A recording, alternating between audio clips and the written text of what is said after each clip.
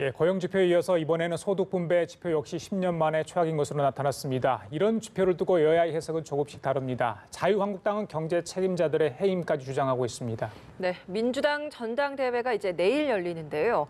어제 태풍으로 마지막 TV 토론회를 취소한 후보들, 오늘은 기자회견과 간담회 등을 통해 막판 지지를 호소합니다.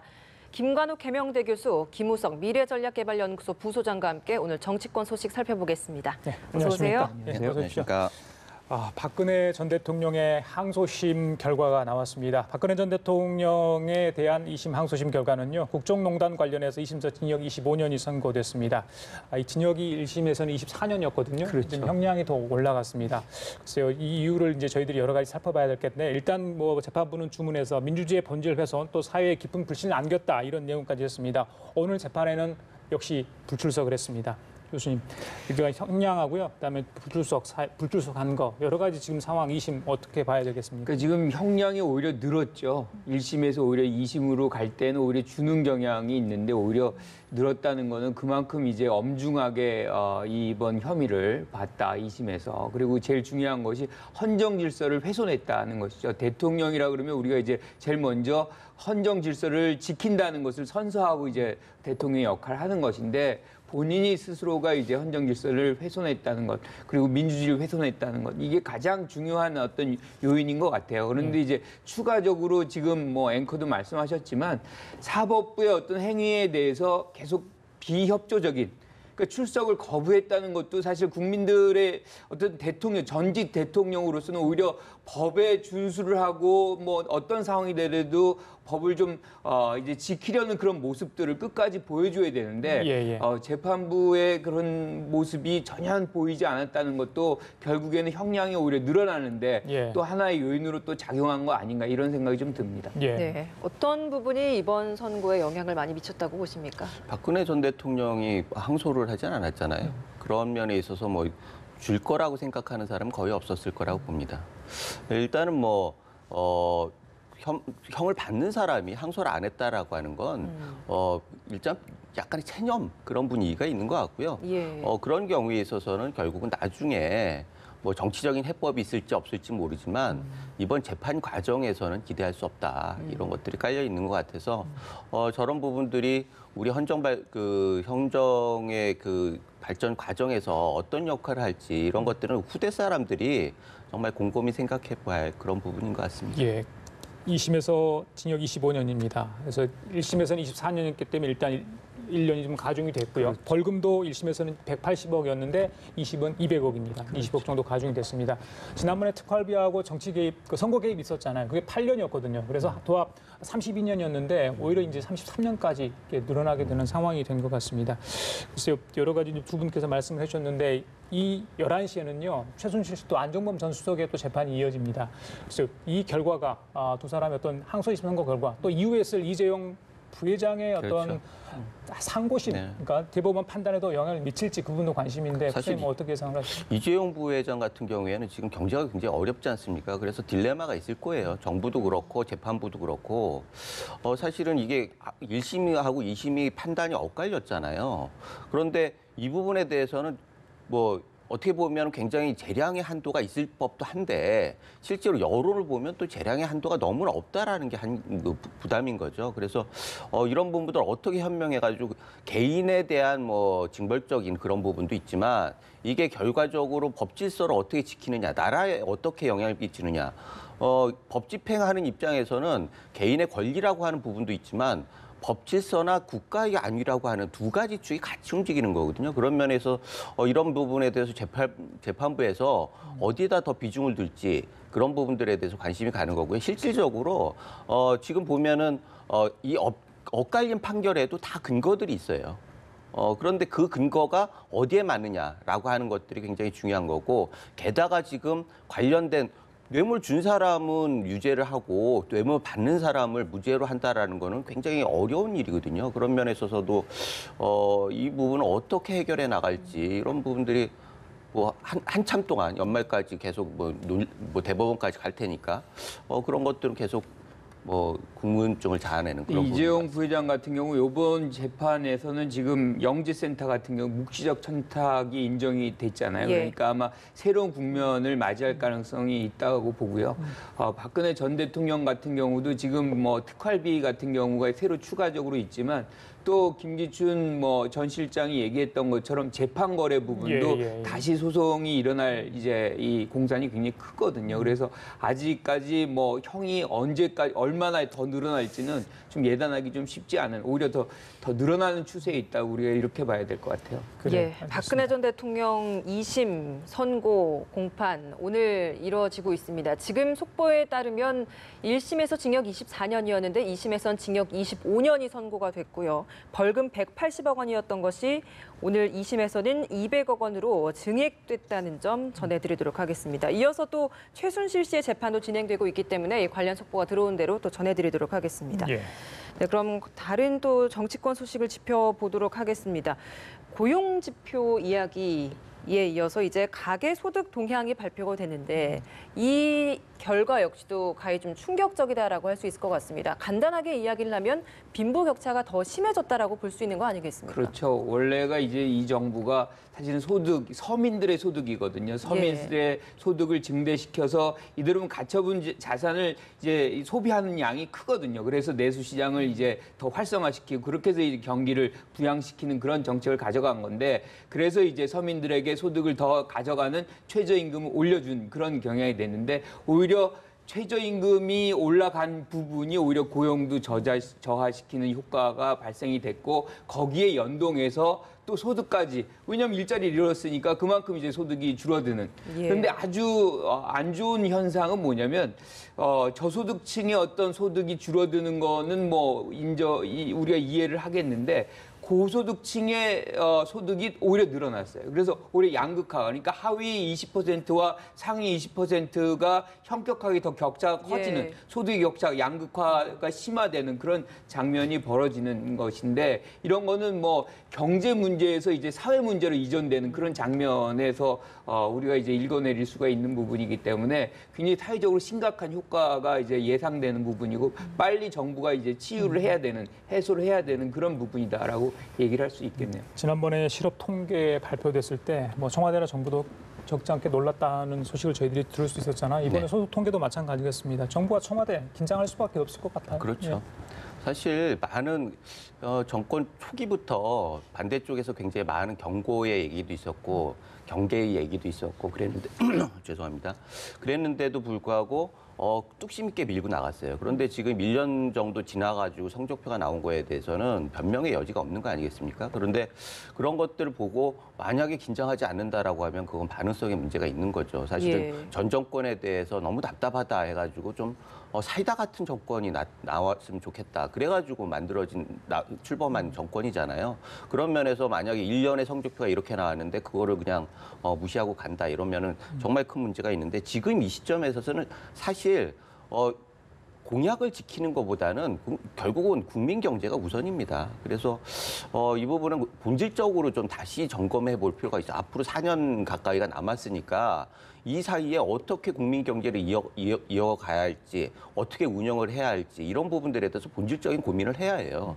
사실 지금 김병준 그 비대위원장도 얘기했지만 소득 주도 성장은 어떻게 보면 우리나라에는 맞지 않는 모델일 수도 있어요. 왜 그러냐면 결국 우리는 수출을 통해서 계속 경제를 발전시켜 왔잖아요. 그러니까 내수의 범위는 너무 제한적인 거예요. 그런데 내수 쪽을 활성화시켜가지고 뭔가를 경제의 원동력을 삼겠다. 이런 부분들은 사실 언뜻 받아들이긴 좀 쉽지 않죠. 그럼에도 불구하고 한번 믿고 해보자 이런 분위기가 있었는데 지금 성적표는 완전히 다른 거거든요. 고용률도 떨어지고 지금 소득 양극화도 더 심해지고 결국은 지난 그 10년 동안의 야당의 집권 또는 자본가에 대한 뭐 음모론 이런 것들이 다 의미가 없는 얘기가 돼버렸어요.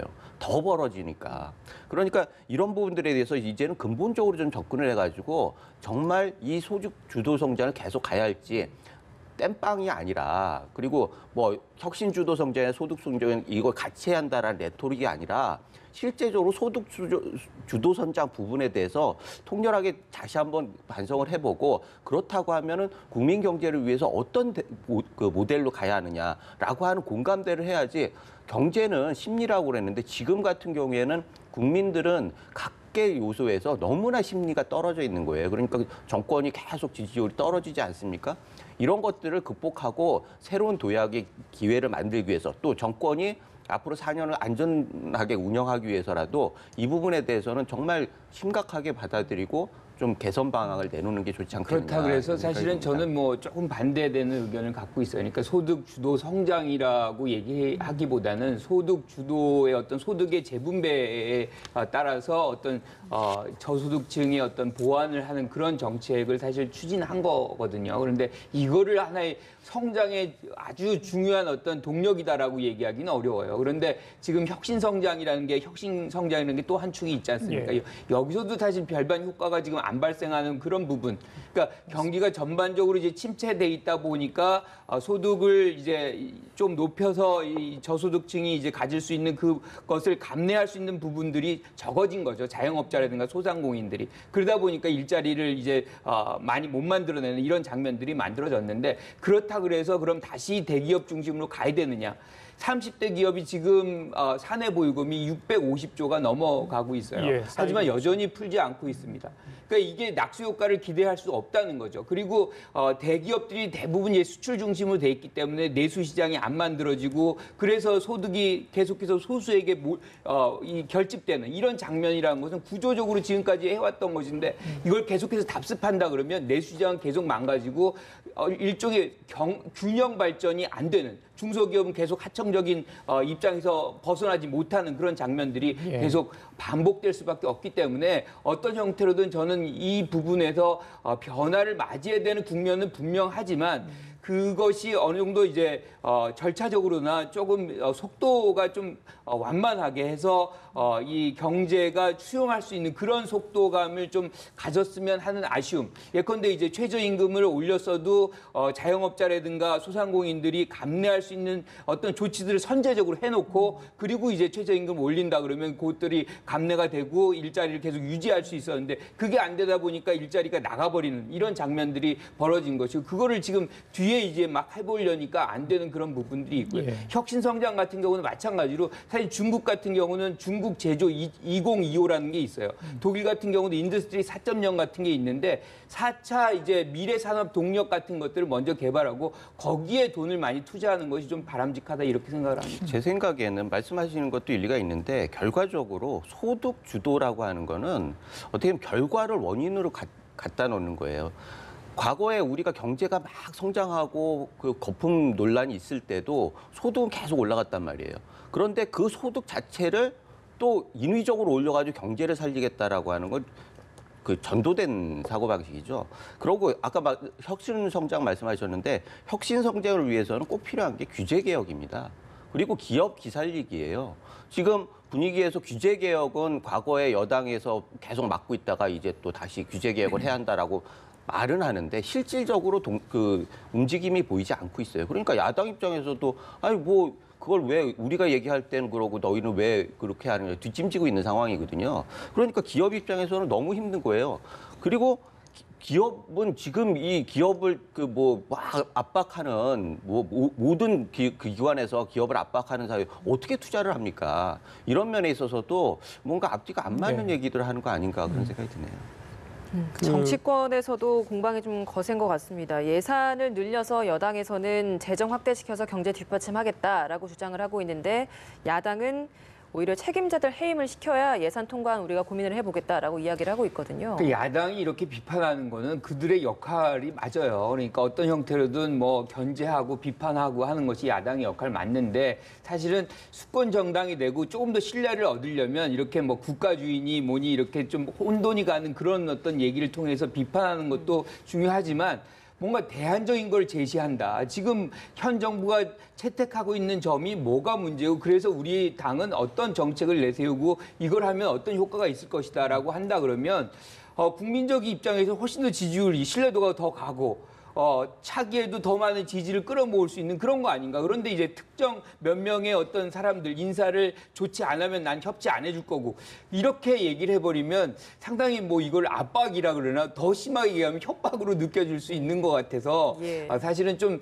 제1야당이 하는 것보다 그런 어떤 모양새는 아니다 이런 생각이 들고요. 예, 알겠습니다. 경제 수장들의 책임론 그 부분은 뭐 글쎄요 여야 쪽에서 어떻게 판단하는데 일단 겉으로 드러나는 것은 문제가 있다 뭐 이런 게 좀 드러나고 있는 것 같아요. 어제 이제 김동연 부총리가 기자회에 나와가지고 제가 적절한 시기에 책임지겠다는 각오다 이런 이야기를 했는데 아침 이 사의 표명 논란이 좀 있었어요. 청와대와 이제 기재부는 강력하게 부인을 했습니다만은 글쎄요 뭐 개각 대상에 김동연 부총리가 제외될 거라는 관측이 좀 있던데 어떻게 봐야 되는 겁니까? 일단은 경제 사력탑 아니겠습니까? 그만큼 우리 경제가 힘들다는 거죠. 장하성 실장, 투톱이라고 얘기하는 장하성 실장도 우리 사령탑은 김동연 부총리다라고 예, 얘기를 했습니다. 했죠. 그런데 그 사령탑이 지금 사의 표명을 했다는 얘기가 나오고 있어요. 게다가 공개적으로 적절한 시기에 책임을 지겠다라고 얘기하는 건 어떻게 보면 국민들한테 굉장히 이렇게 뭐 정말 책임 있는 사람이 이렇게 약한 모습을 보이나 이런 정도의 얘기가 되는데 실질적으로 이런 모습들이 계속 경제에 대한 불신을 키우고 있다라는 거죠. 그래서 청와대 입장에서는 이걸 어떻게든지 좀 무마하겠다 이렇게 해가지고 뭐 갈등은 없다 또 빗셀 틈 없이 협조하고 있다라고 얘기하는데 이게 결과적으로 사의 표명 얘기가 나온다라는 건 해법에 대해서 경제사령탑이 확신이 없다라는 얘기예요. 만약에 해법이 있고 그게 가능하다라고 하면 어려운 상황에서도 충분히 헛슬 플레이를 할 수 있는 기회가 있거든요. 그런데 지금 시점에서 여기에서 그만두지 않으면은 이러면 정말 경제도 망가질 뿐만 아니라 독박 쓰겠다라고 하는 생각을 할 수도 있거든요. 그런 면에서 지금 이 상황은 그냥 단순하게 넘어갈 상황이 아닙니다. 야당의 입장에서는 김동연은 그래도 잘하고 있는데 지금 참모들이 문제다 이렇게 얘기를 하고 있지 않습니까? 만약에 김동연 부총리가 사의를 표명하고 진짜 그만둔다라고 하면 야당은 참모뿐만 아니라 그 윗선까지 얘기를 할 가능성이 많아요. 이렇게 되면은 정부 전체가 굉장히 흔들릴 가능성이 많고 그러면은 우리 경제가 점점 힘들어질 가능성이 많아서 이 정도의 수준에서 무엇인가 선수도 바꾸고 방향도 좀 전략도 바꾸고 이렇게 해가지고 국민들로부터 뭐가 바뀌었구나 이제는 뭐 기대를 해보겠구나라고 하는 그런 생각을 갖게 해야 하는데 지금 그런 면에 있어서 좀 안타까운 국면인 것 같습니다. 김동연 부총리가 뭐 면피를 하기 위해서 사의를 표명했거나 뭐 그럴 것 같지는 않고요.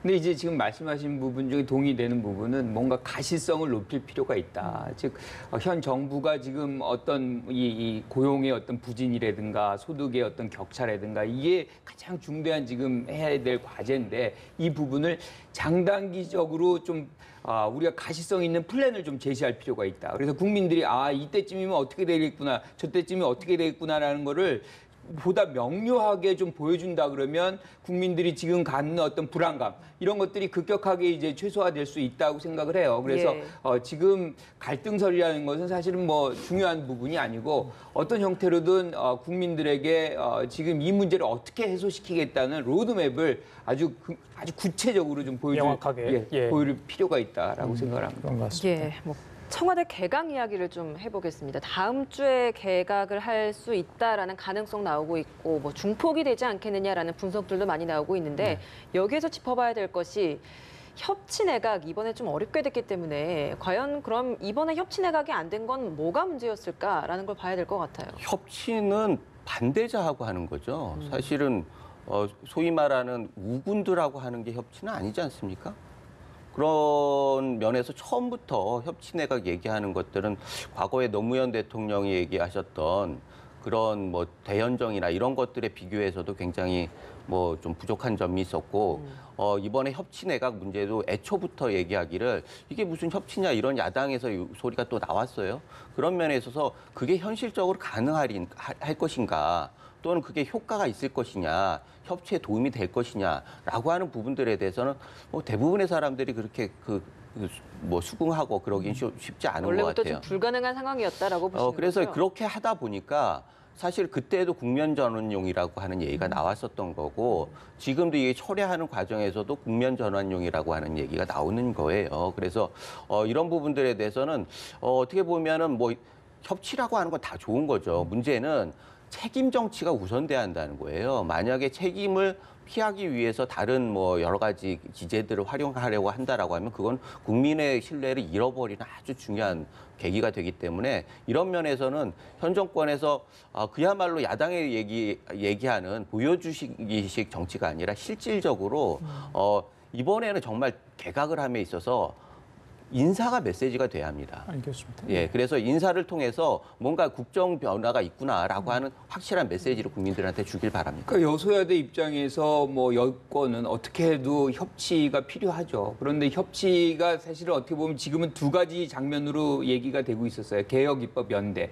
그리고 이제 연정 이런데 개혁입법 연대라는 거는 국회 내부에서만 하는 그런 어떤 부분의 것인 것 같고 또 하나 이제 연정은 내각뿐만 이제 국회뿐만 아니라 내각까지도 같이 나누는 거거든요. 그래서 저번에 이제 야당의 어떤 의원들을 입각시키는 그런 생각들을 좀 해본 것 같은데 지금 이번에는 좀 어렵다는 얘기죠. 저는 근본적으로 이 문제를 근본적으로 해결하기 위해서는 연정을 공식화해서 사실은 야당과 연정을 구성하는 것이 훨씬 더 바람직하다. 그럴 때 이제 가시성도 훨씬 높아지고 국민들의 어떤 불안감도 사라진다라고 생각을 합니다. 그래요. 알겠습니다. 자, 지금까지 김관옥 계명대 교수 그리고 김무석 미래전략개발연구소 부소장과 함께 얘기 나눠봤습니다. 두 분 말씀 감사합니다. 고맙습니다.